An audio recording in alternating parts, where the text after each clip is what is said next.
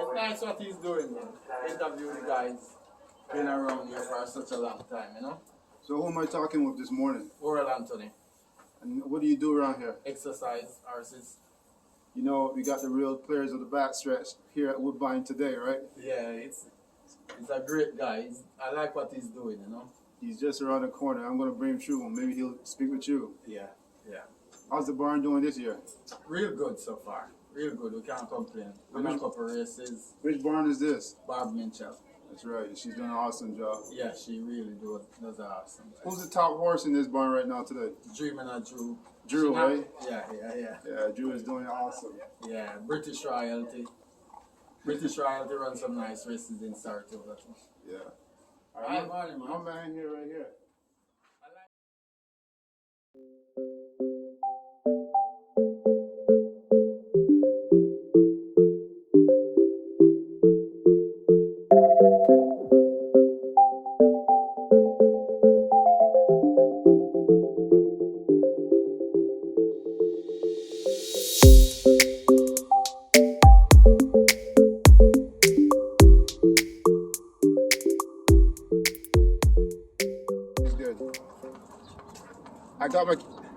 I want to introduce you to my man here from Saratoga. Hello. Real players of the backstretch. Hello, I'm good. You got a couple moments? Sure.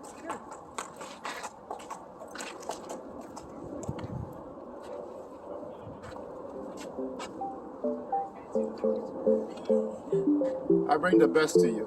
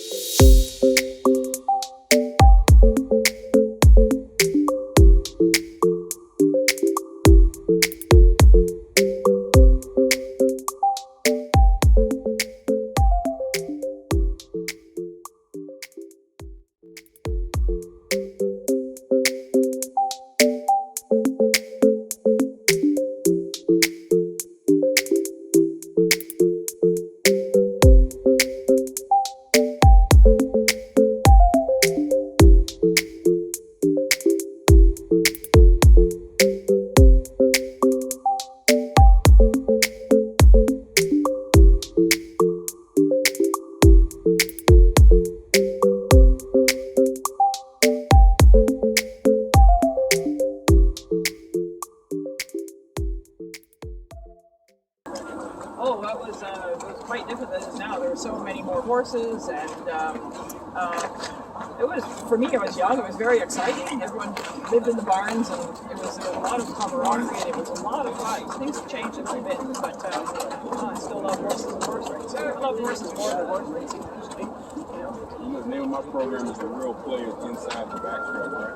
How important is the men and women that work with you? Oh, they are extremely important, and people don't understand all the passion that goes into this business.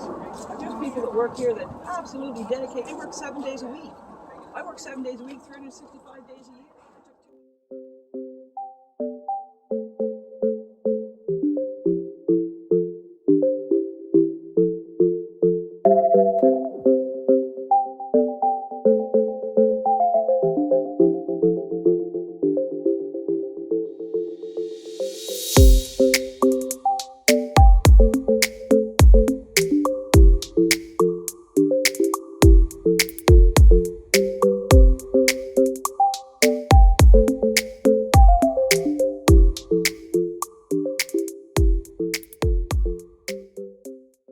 Significant people in my learning of this business. You know, right? When you talk to a lot of people in racing, right? You always reference the old guys. Yes. What made these guys so special? The old horses. Back these that guys was around the 80s. Well, these guys, they were in the stalls. They were very, very involved with their horses. They were really involved with their horses. And it was also back then. It was a time where there was. People treated it more like a sport back then. Now the cost of doing this is extreme. How you doing? The cost is extreme. Just this year alone, feed has gone up $5 a bag and all that. So now it's a bit more of a business than it was then. You know, back then there were a lot of elite owners with elite horses. They were in it for the passion of it. Now it's a pretty expensive game to play, so it's changing it a lot. It's morphed it into something a little bit more different. You know, back then, for example, you could one winter I worked for Phil England at Payson Park. It was a tremendous experience, but he had the luxury of being able to take horses to Payson Park for 2 years and not run them until they were 3 or 4, until he really felt good about them. That luxury is almost gone now. Now this is a bit more of a business. Horses are expected to perform sooner, and it's, you know, people just don't, it's expensive. So it's changed a little bit for that reason. You know, people were just in it for the sport of it, the passion of it. Now it's, you know, because it's so expensive, horses' careers are shorter, because as soon as they can't, once they've won their conditions, they can't earn a living anymore. You really can't afford to keep going, because the cost of keeping them every day is so much. That's why you see our horse population increasing quickly, because the moment they can't pay for themselves, it's like $40,000 a year to operate a racehorse, and as soon as they can't generate $40,000 a year, you need to, you know, send them. You know, I sell mine to be show horses, riding horses, and they go on and have nice lives. But the career, you really have to be able to earn that, or you can't keep going. You know.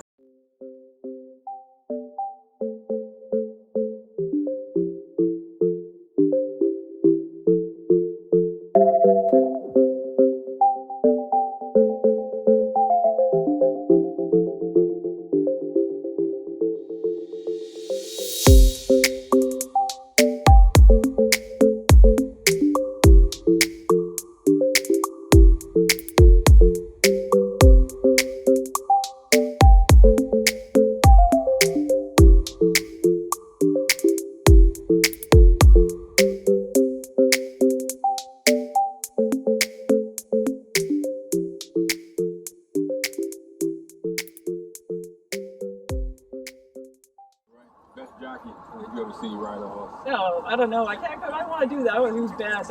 We've had some great jockeys here. We've had some wonderful jockeys. I got to tell you about my friend who rides my horses.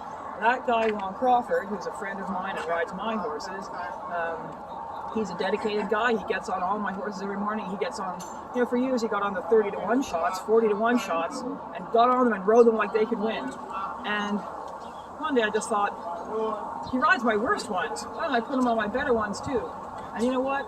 He does just as good a job. And I think a lot of times the small jockeys that get on all the terrible little horses that really don't want to do it, really don't want to be here, those guys are so underrated. And I don't want to talk about the big jockeys. I want to talk about the small jockeys. Get on all the little horses at Fort Erie that are, you know, at the tail end of their careers. And those guys are, you know, they get very little credit, they get very little recognition, and I just want to say something for that. There's guys here that never get a chance on a live horse, you know, and they go out there, and whether they're great or not great, they give you everything they've got. They come and get on all the horses in the morning, and, you know, I think they deserve a comment as well. They never get a comment.